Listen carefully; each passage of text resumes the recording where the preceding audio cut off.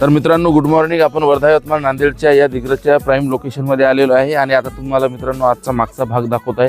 ज्या ठिकाणी आपण पाहतोय की साधारणतः 35 ते 40 फूट अंतरावरपासून मित्रांनो तिथं बेसमेंट बनवलेलं आहे आणि त्याची हाईट म्हणजे इथं जे आहे इकडली साईड मी तुम्हाला दाखवतो की या ठिकाणी जे आहे मित्रांनो तर दिग्रजच्या रेल्वे स्टेशन जे असणार आहे म्हणजे ऑफिस ज्याला म्हणतो आपण, तिकीट वगैरे काढणे किंवा वेटिंग रूम ह्या सगळ्या गोष्टी इथं आपल्या असणार आहे.